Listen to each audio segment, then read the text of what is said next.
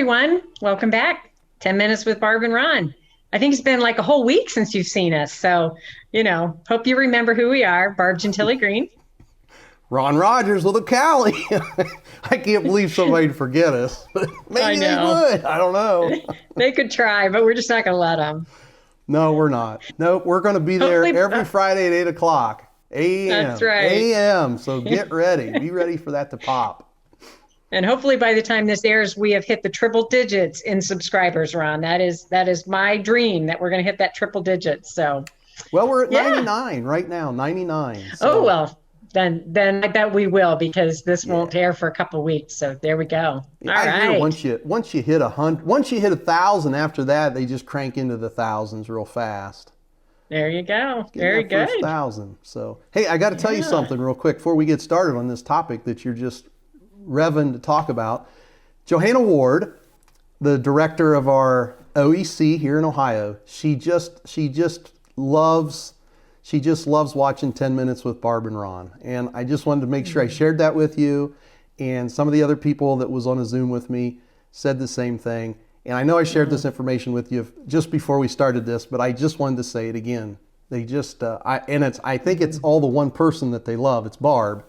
It's not the Ron part probably, but it's, we'll know later when people make suggestions, 10 Minutes with Barb, and they drop their on. Well, it just won't happen. It won't happen. It's Barb and Ron, or it's not going to happen. So that's really special. I have a lot of respect for Johanna Ward as the director of the Office for Exceptional Children in Ohio. And so that's great. That's great. She's going to really love this topic then, I think.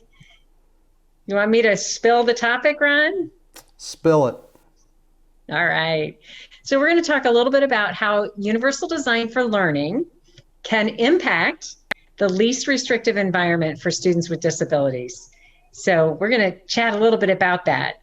So you have these great webinars that you put on with OCALI, right?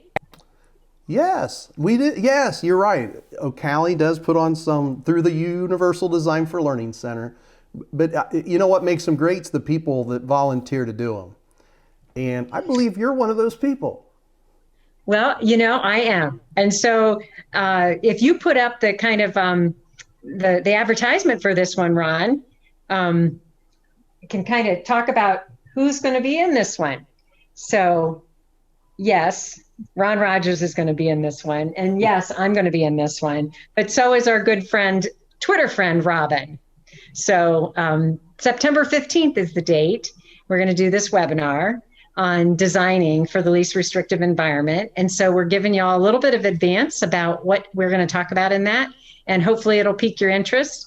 We already have hundreds of people signed up for it. So, but it's limitless. Anybody can come. So we'll get some more. So Ron, when you think about just in general how UDL impacts the classroom, what's one of the first things that comes to your mind? Probably two things come to my mind, but what's coming to my mind at this second, which I'll just name the one, is the environment. Yeah. And the other one. Did you read my poster back here? Did you read that poster, by the way? Oh, hey, look at that. UDL has taught us, yes, that it is the environment, not the students, that needs to change. I love that poster. Yeah, that's a great one. So you think about the environment. Good. What else do you think about? I think about the removal of barriers that are inherent in the curriculum. And I also think about relationships, which, you hear me say that a lot, the relationship piece. Yeah. And so when we think about students with disabilities and the team's really responsibility to decide where their least restrictive environment is, and that team includes the family and the educators that work with that student and that student. And I personally believe that UDL has really improved general education as the least restrictive environment for all students, including students with disabilities. And I think you're right, the environment for one thing. When we just think about the welcoming environment that is brought about by those relationships that you talked about. So, the first part of being in a least restrictive environment is feeling a sense of belonging and knowing that that is where you belong. And so how that environment is set up and how that teacher engages with every single student is definitely impacts least restrictive environment. Sometimes I just get chills when I hear, teachers talk about what more can I do to make sure that I am meeting the needs of every one of my learners? What am I not thinking about in my design? And to me, that is an educator who really wants that general education classroom to be that place for every single child. So I think that's a great entry point, the environment and those relationships and removal of barriers.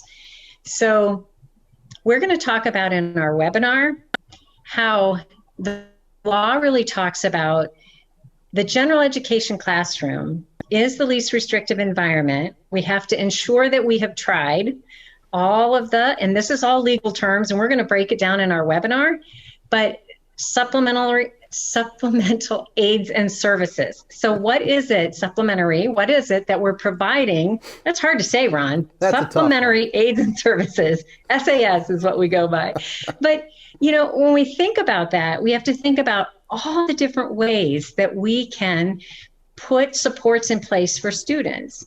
And so one of them is collaboration. Like a supplementary aid and service can be that collaboration between the general educator and anybody on the team who has some expertise that can help that child, and that they can, perhaps the general educator has identified some barriers, but isn't quite sure how to eliminate them.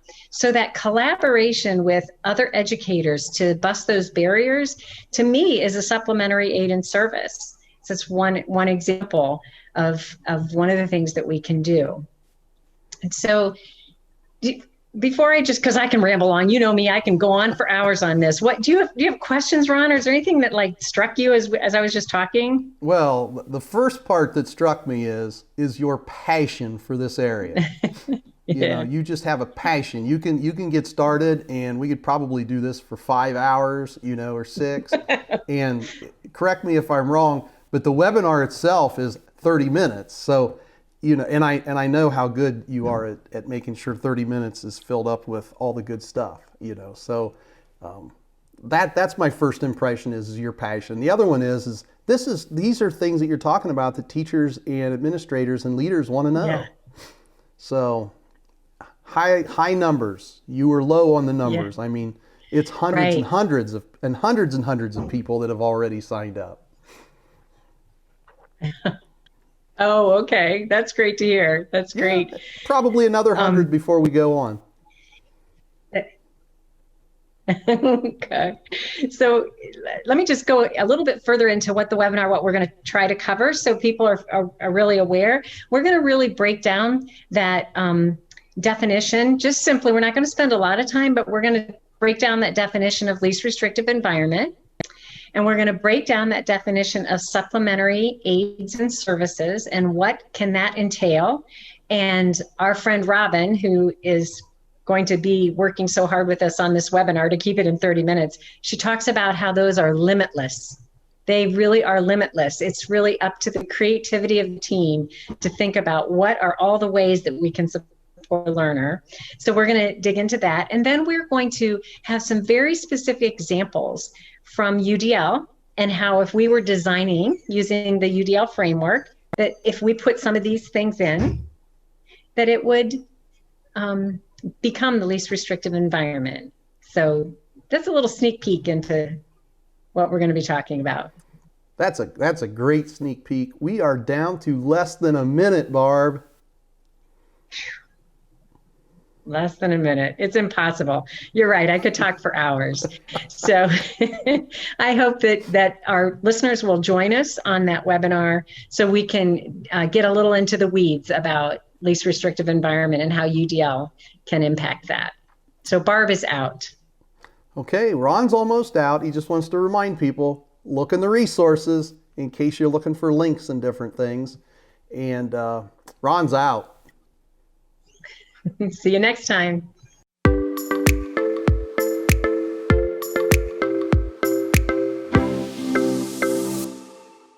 YouTube, please subscribe. Like, comment, and share.